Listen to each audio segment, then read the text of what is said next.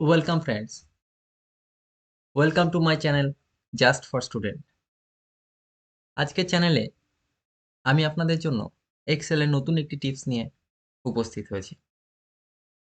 আজ আমরা দেখব কোনো বিলের টোটাল অ্যামাউন্টকে কিভাবে ওয়ার্ডে কনভার্ট করা যায় এবং নিমেষেই।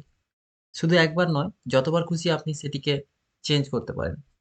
তার জন্য আমাদের প্রথমে এক্সেলে মেনু বারে ডেভেলপার ট্যাবকে ক্রিয়েট করতে হবে। এই ডেভেলপার ট্যাবকে কিভাবে ক্রিয়েট করবেন সে নিয়ে অন্য একটি ভিডিও আমি আমার চ্যানেলে দিয়ে রেখেছি। আপনি চাইলে সেটি দেখতে পারেন। আমি ডেভেলপার ট্যাবের পর থেকে বাকি কাজটুকু আজকে আপনাদের দেখাবো। তো চলুন শুরু করা যাক। সর্বপ্রথম সর্বপ্রথম আপনাদের এরকম একটি বিল বানিয়ে নিতে হবে। বিল আপনি যেটাই বানান না কেন, আপনার বিলের ফরম্যাট যাই থাকুক না কেন, আপনার এই অ্যামাউন্টের জায়গা অর্থাৎ টোটাল অ্যামাউন্ট আপনার বিলে থাকবেই। অর্থাৎ আপনার বিলে এই এতগুলি অপশন নাও থাকতে পারে। আপনার এক্সেল ফরম্যাটে যে বিলটি করবেন তাতে এতগুলি ফরম্যাট নাও থাকতে পারে। বা এর থেকে অনেক বেশি ফরম্যাট থাকতে পারে। কিন্তু টোটাল অ্যামাউন্ট আপনার একই থাকবে। একই অর্থাৎ টোটাল অ্যামাউন্ট আপনার প্রত্যেক বিলে থাকবেই। সেটা টোটাল সাবটোটাল হতে পারে অর্থাৎ অথবা গ্র্যান্ড টোটাল হতে পারে। গ্র্যান্ড টোটাল অর্থাৎ জিএসটি এবং আদার চার্জ মিলিয়ে যে যদি কোনো টোটাল কারো থাকে সেগুলো হতে পারে। তো আমাদের আজকে মূল উদ্দেশ্য হলো আমরা কিভাবে টোটাল অ্যামাউন্টকে ওয়ার্ডে কনভার্ট করব। তার জন্য সর্বপ্রথম ডেভেলপার ট্যাবে যেতে হবে। সেখানে ভিজুয়াল বেসিকে গিয়ে আমাদের ইনসার্ট অপশানে গেলেই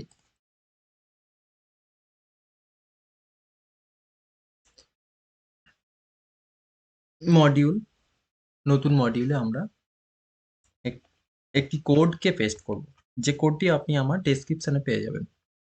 কোডকে পেস্ট করার পর আপনি এটিকে সেভ করবেন। সেভ অপশানে যাবেন।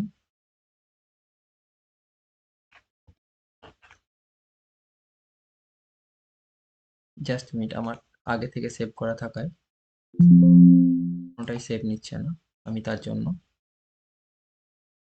এগুলোকে আপনাদের বুঝতে সুবিধা হচ্ছে। ওকে, এখন দেখুন, যদি আপনার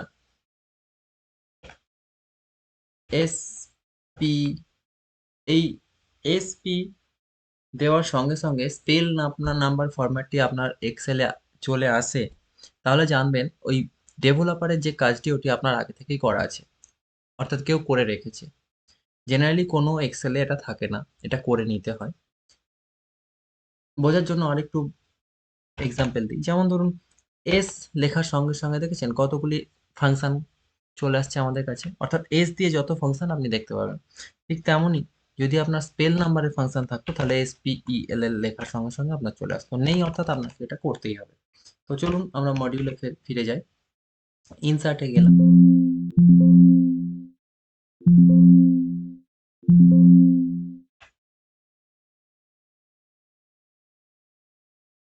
ডেভেলপার,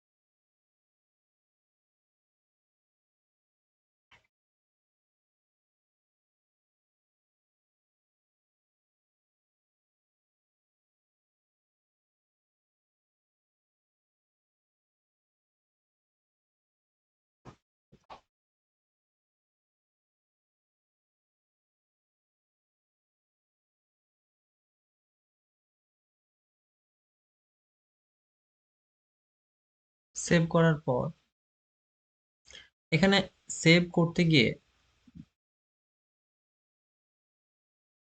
আপনাদের একটি কথা মনে রাখতে হবে যে সেভের ফরম্যাটটি মাইক্রোসফট এনেবল ওয়ার্কবুক ফরম্যাটে আপনাদের করতে হবে।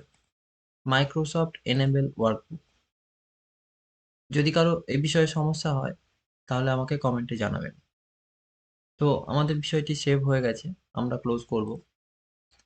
এখন আমরা ইকুয়াল টু এস পি, দেখুন এসপি লেখার সঙ্গে সঙ্গে আমার স্পেল নাম্বার চলে এসেছে। জাস্ট আমরা এই ঘরে ক্লিক করব, ব্র্যাকেট ক্লোজ করব, এন্টার মারব। দেখুন